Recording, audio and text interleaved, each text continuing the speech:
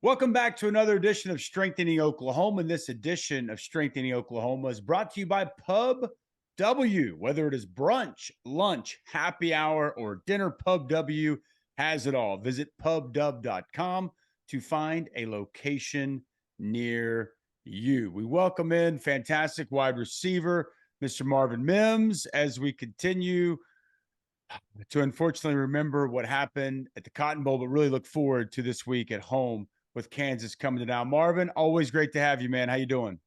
I'm doing good. How about y'all? We're doing okay. We're doing okay. I think good. I think good's an okay way to put it. Was not good on Saturday, as you know. Obviously, the game plan a little bit different with no Dylan Gabriel. We saw much more Wildcat, and unfortunately, they were unable to get their best weapon. You very involved in the game. You know, what was that like just throughout the course of the week, or even on Saturday, as game plans kind of different, and then obviously the emphasis of throwing the ball down the field just wasn't quite there. Yeah, throughout the week, we kind of practiced a lot of Wildcat stuff, different stuff out of it. We also practiced, regular plays, just spread out wide, just like we normally do. But wasn't that bad throughout the week in practice and stuff. I feel like Saturday definitely hit, especially the way the game was going, and just we just never really tried anything down the field. And that was, it is what it is. He called it, so we just got to remember what he calls and just execute to the best of our abilities. But at the end of the day, just I don't think anybody felt it going the way it did, especially Saturday. And yeah, it was just a little like irritating. Was there any point where, whether it was Coach Washington or Coach Levy, where they kind of told you guys, "Hey, we're gonna stay in the Wildcat stuff. We're gonna stay in the stuff with Braden at quarterback or Eric Gray at quarterback, and that's what we're going with." Like, did that discussion take place on the sideline at all? No, there wasn't like really any discussion. The only thing we knew is that we're gonna go to the Wildcat the second possession of the game, no matter what. And so we knew we were gonna run it, just like I said, we practicing all week, different plays out of it and stuff like that. But when we got to it in the game, as the lead started getting more and more for Texas, we just stayed in it. And that was something that was just wasn't communicated throughout, the team. Now, I'm curious because you're pretty darn good with the ball in your hands. Was there ever a form of the Wildcat that you were the Wildcat quarterback, or no? That was never part of the plan. No, there's never a plan where I was a Wildcat quarterback. We had like jet sweeps. We had some more throws out of it, but other than that, that's pretty much all y'all saw Saturday. So I can't imagine what that is. When a game plays out that way and you're going with that game plan, and obviously the coaches, they thought that's what gave you guys the best chance to win the game. That's why they went that route. But like, just how frustrating was that for you and the other wide receivers, man? Because you're there to catch the football and make big plays, man. So that had to be rough. Like, how do you feel you guys handled it as an entire, wide receiver unit? I feel like we handled it pretty well. We all just kind of said like it is what it is. Like we just gotta go out there and do our job. But it's real. It's tough, especially the way Coach Levy likes to run his offense and explosive plays and stuff like that. And we just weren't given the chance to like make those explosive plays. So that was like a real tough thing to go through, especially like for me. Being back home in that game, it just means a whole lot more. And it was just real frustrating.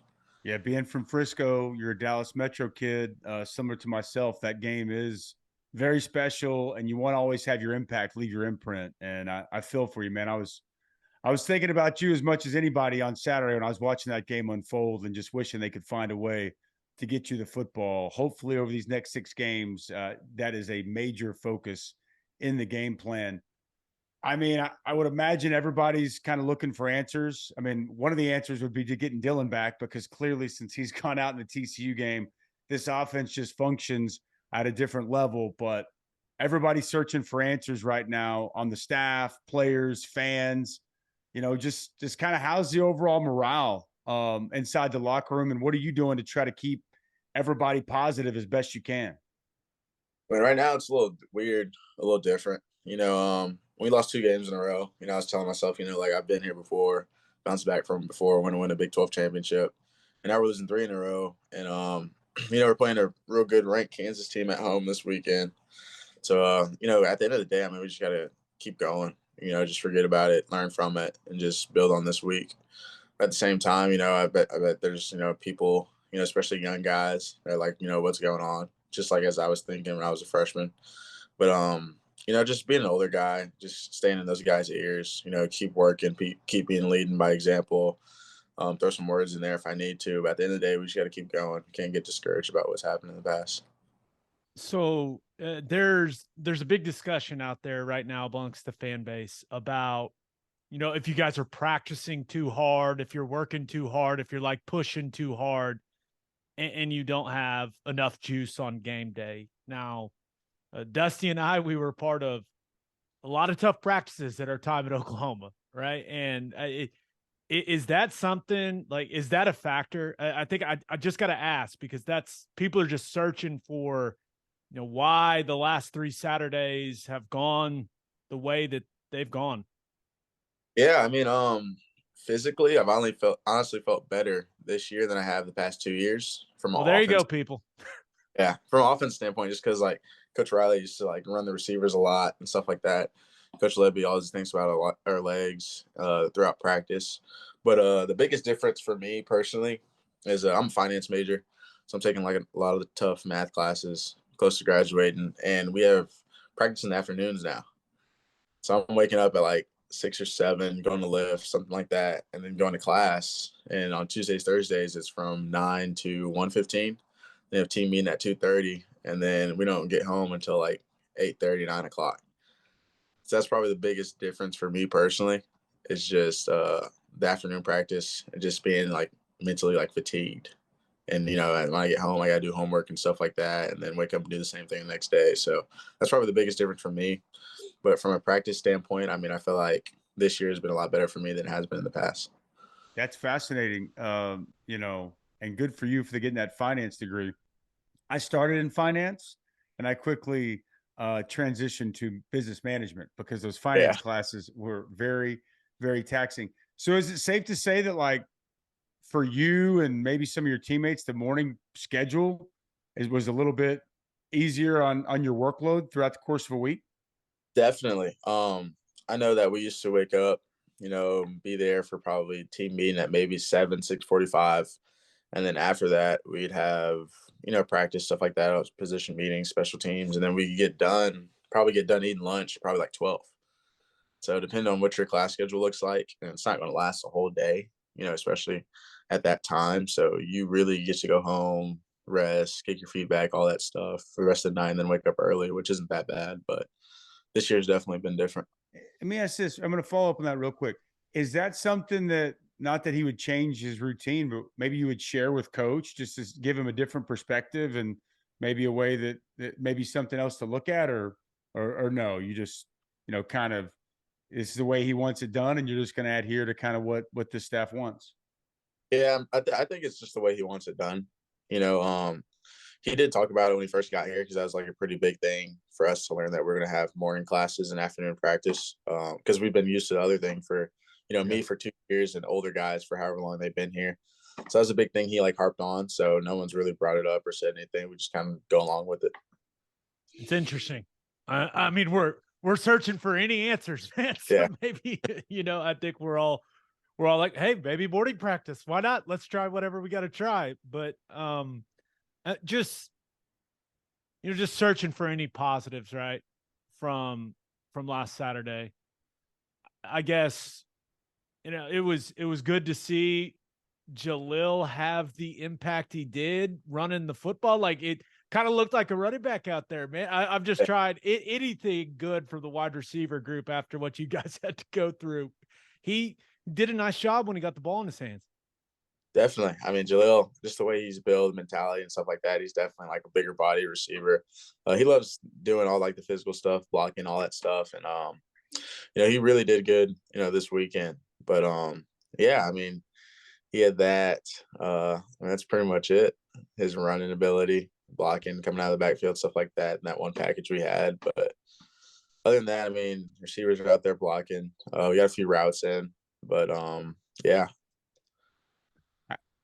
Body feel good? I guess that's a silver lining. I mean, you at least come out healthy, feeling good for the final 6 games. Oh yeah, definitely. Good. Body feels great. And I don't think I got tackled, so that's a big plus. See? Now that's the real positive and to spin it for. I got a question for you because I've heard this. I've heard some people throw this out. You know what? You can't achieve your goals this year. You've already got 3 losses. It's time to start getting some young guys more run. It's time to start developing for the future. Like, how do you feel about that if you hear that? Like, how invested do you think this team needs to continue to be in putting the best players on the field and going out, getting this thing turned and finding a way to win football games? Yeah, I mean, you know, I want to be out there and playing. I've given like a lot to this program. I feel like just from me, like personal standpoint, day in day out, and a lot of our best players are guys that chose to stay. That had other options to go somewhere else or even go to the NFL. Or a lot of our older guys. So I get what the fans are saying. To build on that, get the young guys some experience, but at the same time, as an older guy, I want to be out there and I want to make as much of an impact as I can because I don't really know what my future holds. Whether I'm coming back next year or not. So I just want to be out there playing with my brothers. We put a lot of work in, since Coach V's got here in the winter, in the summer. And I just want to see it show. I just want to go out there and play with them, have fun. Just because I know the team that we can be. We haven't showed it, but we have a lot of talent on this team. So I just want to go out there and play with them and be able to show it. Totally agree, man. I totally agree. Yeah. No, I think that's really well said, Marv. Now, this is a bit of a weird question, but Davis Bevel, right? You guys don't know if you're going to need him again, right? I mean, you're hoping not. You're hoping DG's healthy the rest of the way and can be the guy, but maybe you will need Davis again. You never know. Like, how do you keep his spirits up, man? Like, how do you help him kind of push through, what Saturday was for him? Yeah. Yeah. I just kind of like, when that point comes, I mean, even in practice, we need him, no matter what we're doing. He's always locked in. He's always there. And just tell him, like, hey, you'll get another opportunity at it. Like, you just got to be ready for it. Just make the most of the opportunity when you get it. I know in his position, it sucks, but I've never been there. I can't imagine what he's going through, just from kind of scrolling through Twitter the past couple of days, stuff like that. But at the end of the day, I mean, he's our second string quarterback. He's our backup. Last week he was our starter because the starter got hurt. And like, there's just like you said, you don't know what can happen. You don't know if we'll need him again or not. So, I mean, just tell him like, hey, you got to be ready. We're behind you, no matter what happens, no matter what's called, we'll make the most out of every opportunity to give us. If he throws the ball my way, I'm going to do my best to make the catch, make some type of play on it. And, just like you said, have his spirits up so you can have confidence to go out there and play ball. At the end of the day, we just want to play football, have fun with it, just like we did when we were younger. And that's just what I'm going to remind him. Tell him to turn off social media. Yeah. Tell him. I mean, it's a toxic, bad place right now. It's not where you need to go to get your head in the right space. I'll tell you the best way to get your head in a better space is to get a win and is to move forward. And so let's move forward. Let's put Texas to bed, 3-game losing streak. And to me, that's really the only thing that's going to start to get this taste out of everyone's mouth is to go out and play well. And as you look at this Kansas game, I want to start with fast start. Like I started thinking about it last night.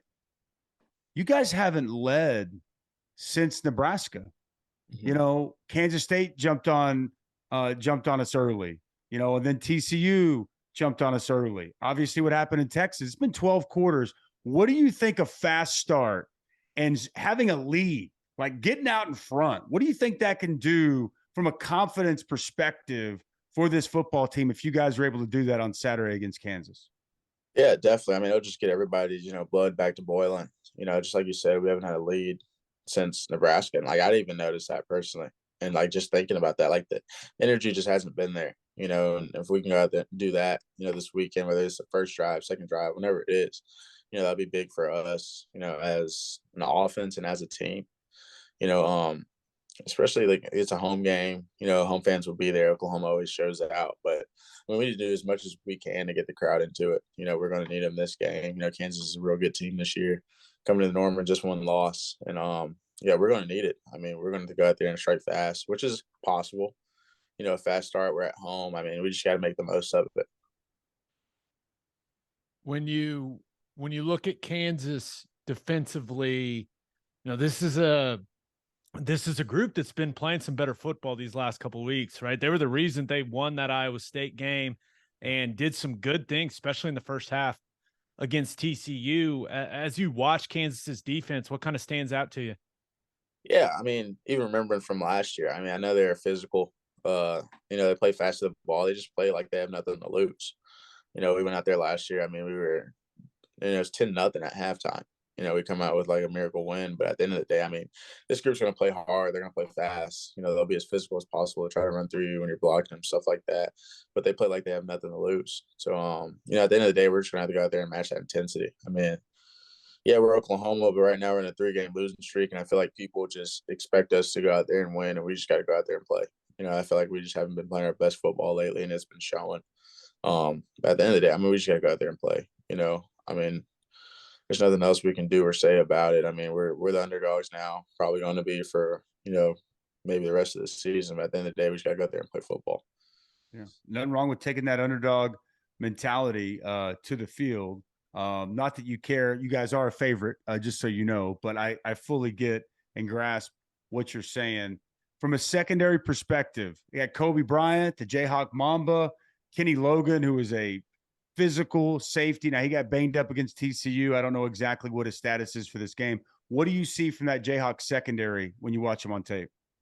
Yeah, I mean, they're fast. You know, they play fast. They play confident. You know, they got that edge to them, just like a lot of DBs have. But I feel like we haven't seen that edge, you know, this year yet. You know, guys talking and stuff like that. Just like, you know, you see in the NFL all the time with DBs and stuff on social media. But that's who these guys are. So it'll be a competitive game out there for sure. You know, just go out there and make the most of our opportunities.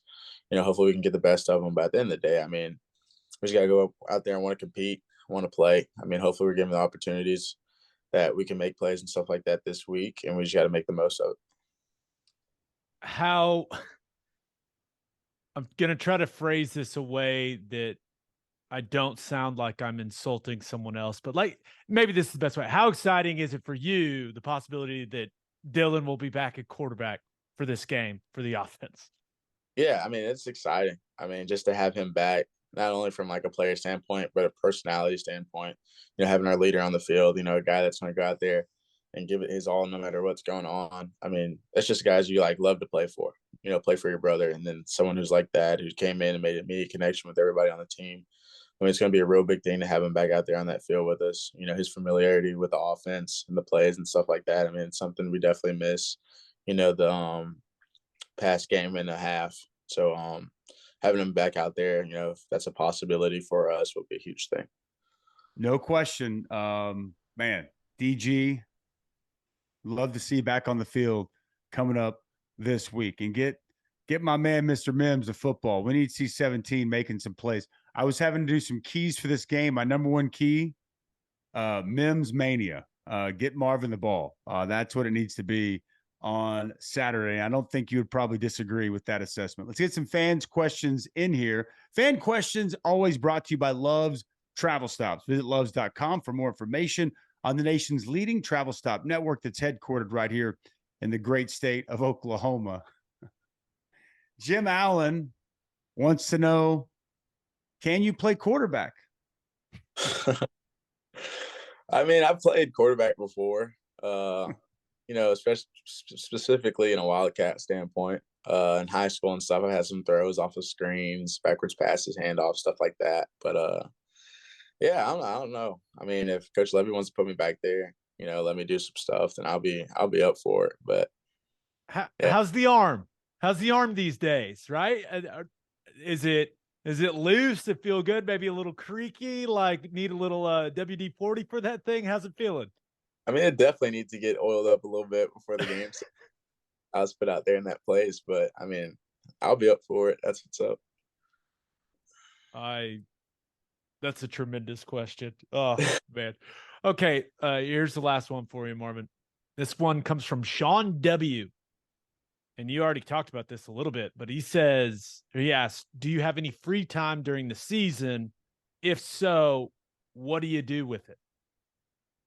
Yeah. Oof. I mean, honestly, like right now, there's not much free time. I mean, the only free time I really get is Saturday after the game. And if I get that, I'll probably sit downstairs in the living room with a little recliner and watch some college football. And then Sundays, I get up and go to church in the morning and then go watch, the Saturday's game at the facility. And after that, just hang out for the rest of the day, just lay around, rest my body, my mind. Might play some video games. But other than that, I mean, throughout the week, just with my schedule, stuff being taken up in the afternoon, I mean, there's not much free time to really go around. I mean, maybe some mornings I might get some free time, but I'll just watch TV, do some homework, a little bit of studying. I know we have the bye week coming up after this Kansas game. Hopefully we can go into that the right way, like we want to, go into it strong. But I mean, that's the first taste of free time probably this team's gotten, honestly, since before fall camp. Yeah. Season is a grind. And anybody who's ever been a part of a college football team definitely knows that. You said on Sunday you watch the film, have some free time. You grew up in the Dallas Metro like myself. Are you a Cowboys fan? Because I'm a big Cowboys fan. I'm going to tell you what, man, it's been putting a smile on my face on Sundays watching them on this winning streak. Yeah, definitely. A huge Cowboys fan. Cooper Rush is out there balling 4-0. I couldn't be happier, especially after yesterday. QB controversy, boys. Come on, man. Yeah. Dak's the man. Don't do that. The Yeah. CD's been playing well. It's been great to see CD play, and That's that defense absolutely getting after it. So glad to know that we are Cowboys fans in arms. In all seriousness, man, keep your head up. Stay positive. I know you will. And you're the biggest playmaker we got. So I can't wait to see them get the ball in your hands and see what you can do. And hey, man, we saw what this team is capable of at Lincoln, Nebraska. It's there somewhere. You guys just got to find it. Best of luck this week trying to find that, man.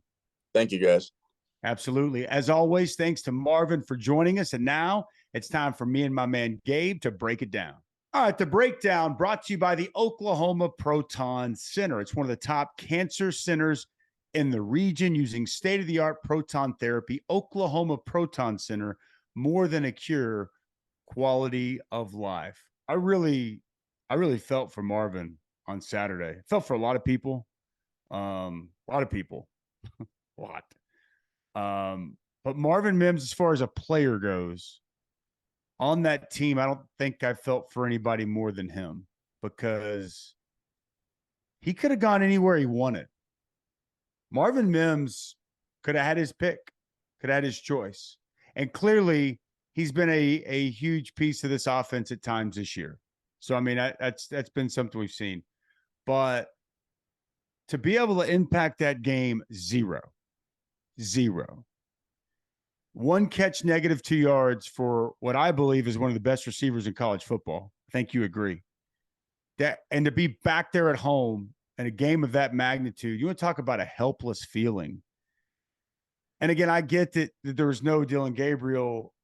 I understand, but and I know they took one shot down the field that might have been closer to being completed to you than him with that ball sailing out of bounds.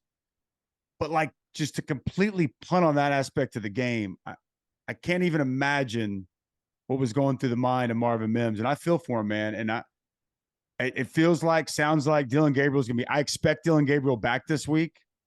They need to make it a point to get 17 the ball early, often, late, all throughout, because get your best players the football. He's the best weapon Oklahoma has offensively.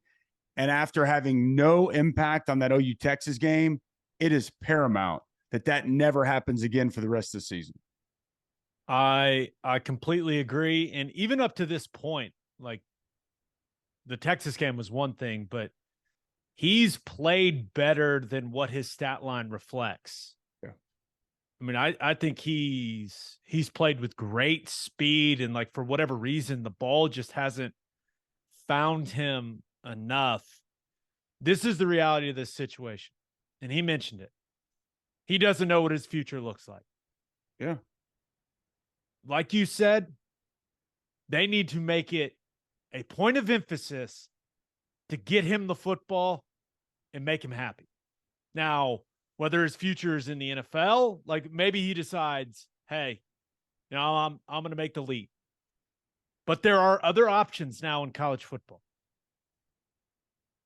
And when a guy's as good as Marvin is, you want that guy, if he's going to play another year of college, you want that guy on your team.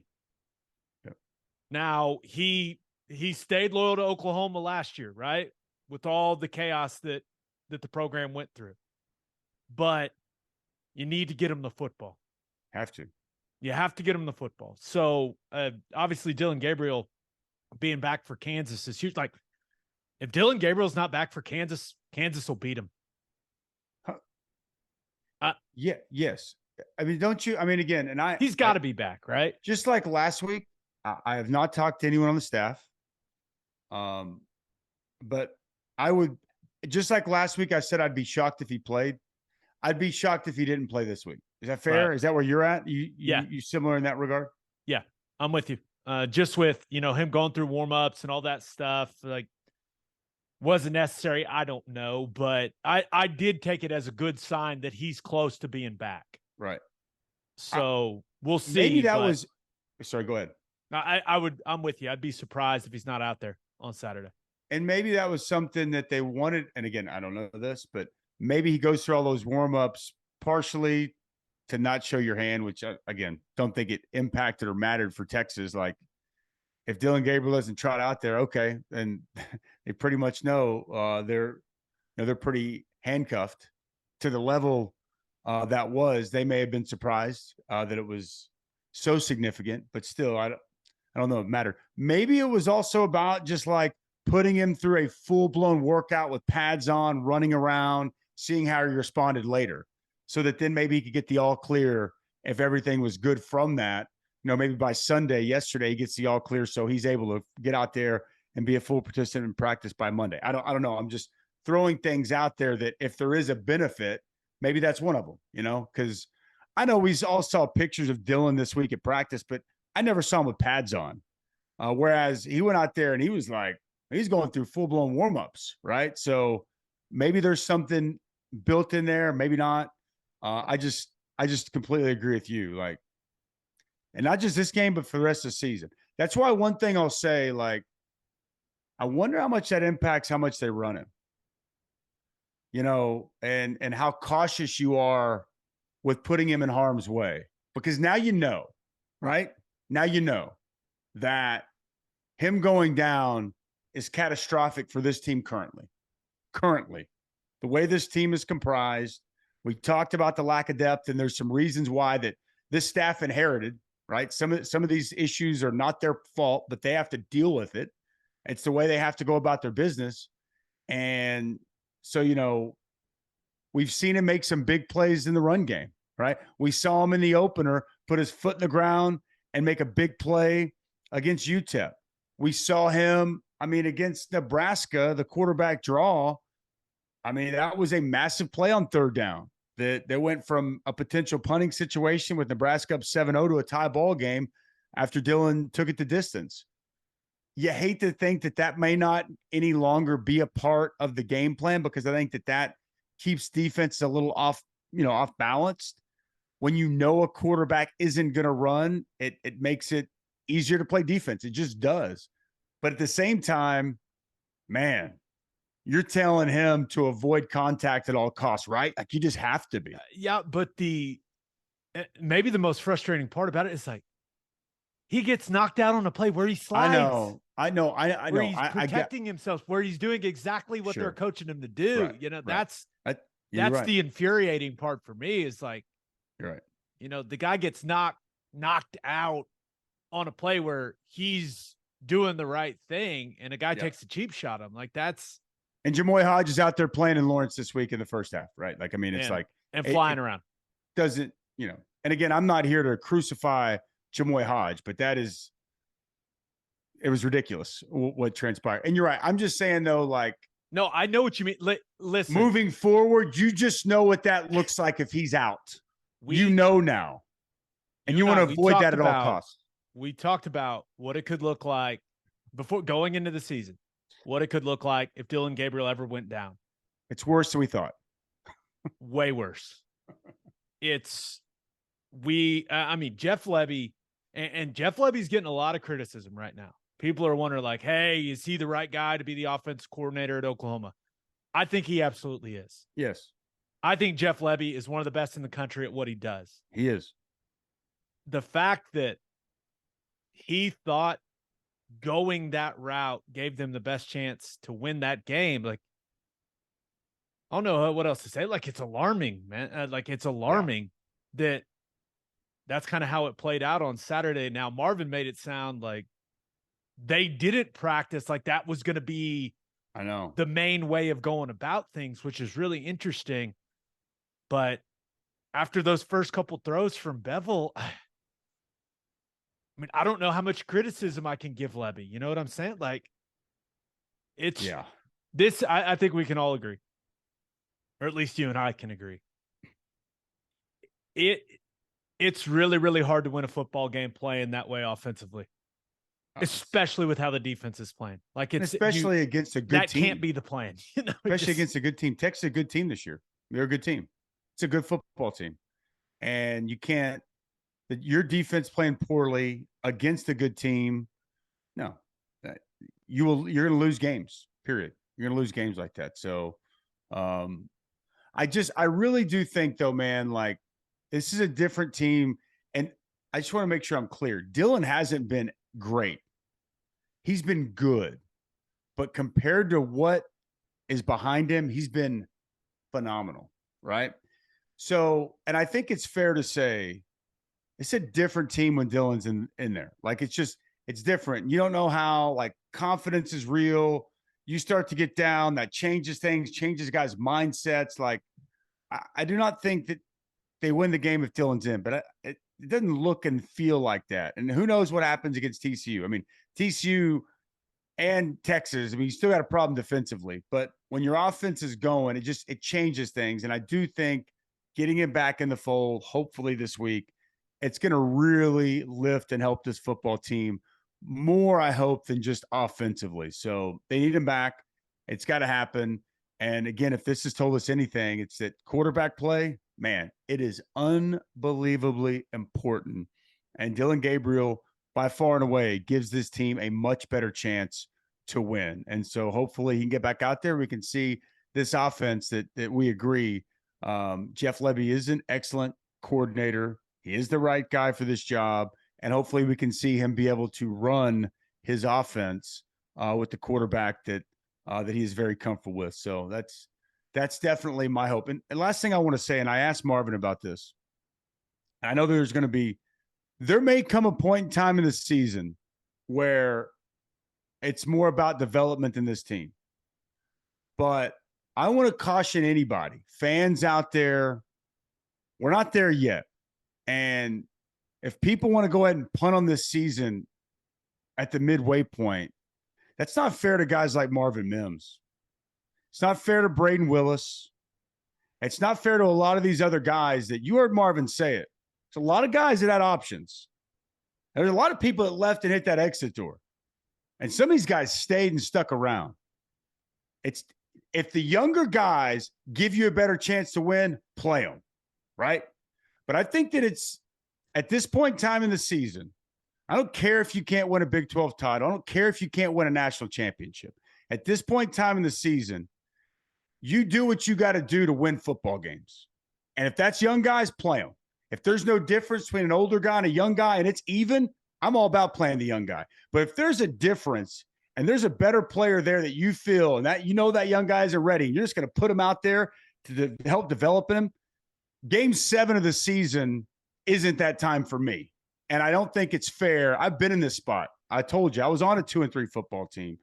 And I think that these players deserve the right to try to dig their way out.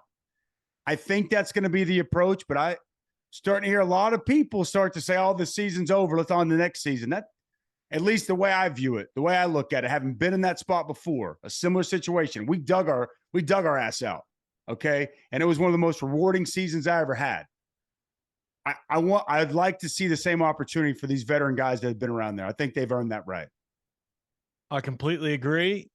And I agree with everything you're saying. But that being said, some guys are not playing well enough. Some of the veteran guys. That's fair. And then give someone else the opportunity if they give you as good a chance to win. That's fair. And that's where the balancing act comes in. It's like, but Braden Willis, Marvin Mims, like, you're right. Those guys, they deserve to keep playing, like all those things. Eric Gray. No doubt. I think Eric Gray's played his butt off for this football team. Eric Gray. I completely agree. But there's some veteran guys like that, and they've put in the time, they've put in the work, they've been part of the program for a long time, but some of them aren't playing well enough. That's fair. So they got to figure it out.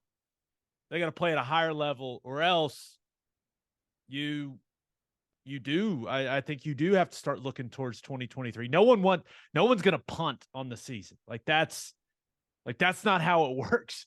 But I do think there is a tricky balance to find for Brent Venables and staff when it comes to playing the players that give you the best chance to win now and playing the players that give you the best chance to win in the future. And that's hard. And he's in a tough spot. Like, no one thought Oklahoma would be in this spot. Right. 3-3, especially with how the season started. But here we are. I just think, though, that because you even just said it, like, and if there's players that give you the better chance to win now, I think you play them. Like, I'm not looking future yet. I can't. If there's 2 or 3 games left, there's going to come a point that that's the case, potentially. I'm not thinking about the future right now. I'm thinking about what gives me the best chance to beat Kansas. That's what I'm looking at. And I'm going to tell you this. You start thinking too much about the future and you jeopardize, or you potentially don't get this thing turned the right way, what you do is you run the risk of hurting this recruiting class you put together. Absolutely. That's the other thing you got to think about. If you think that doesn't matter, I think you'd be fooling yourself. If you think that if Oklahoma doesn't pull themselves out, that's not going to be used against this staff as negative recruiting the whole entire rest of the way up until December or February, I think you're fooling yourself. So I think that's the other aspect of it too. Yeah.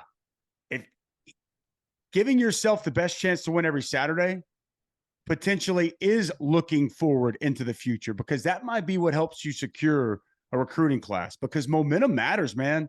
Say what you want to. These kids, and I know Texas just signed this great class going 5-7, but it didn't look like this. And I think that you still have to go out there with the approach. And again, I played as a true freshman, defensive line all year, played the entire season. Sometimes your best option is a true freshman. Sometimes your best option is a young guy. But my whole point is, I'm not into the future right now. I'm not into development right now. I'm into this team having the approach, this staff having the mindset. What gives us the best chance to win on Saturday? That's the players I want out there on the field. And if it's young guys, so be it. But that's what I want the approach. I hope that approach is. I don't know, man. I think I'm hearing, listening, people calling me, they're ready to punt on the season. And I can't get down with that. I can't really blame them after the way it's looked the last 2 weeks. Yeah, well, again, I hear you, but it's been non-competitive. Right. But go tell that to Marvin Mims. Go tell Marvin Mims you're ready to punt the season. I don't think he's ready to punt the season. So I think that it's not up to me whether or not. No. I'm just saying, not you, just saying that for any of those people that have that mindset, like there are guys that this does matter. And they've earned the right to be put in a position to succeed and win. But anyway, nonetheless, this is what, if they want people to stop saying that stuff, they're the only ones that can make that happen, right? They're the ones in between the lines. It doesn't matter what you say, what I say, what anyone says. If they want people to stop saying that stuff, go beat Kansas. 100%. And that we can all agree on. Unfortunately for Marvin, it's kind of out of his hands, because as we saw Saturday, if the ball ain't coming to you, it's hard to impact it as a wide receiver. I think that's going to change starting this week. I would be shocked if he isn't a focal point of the offense at Kansas and moving forward. throughout the rest of this season. Thanks to Muse Growth Strategies for continuing to help us spread the word about strengthening Oklahoma. And a reminder to subscribe to the podcast on YouTube and wherever you listen to podcasts. Thanks to the subscribers and the people that are starting to pick us up on YouTube or your other various platforms. We appreciate you. We thank you. And we'll see you again next time right here on Strengthening Oklahoma.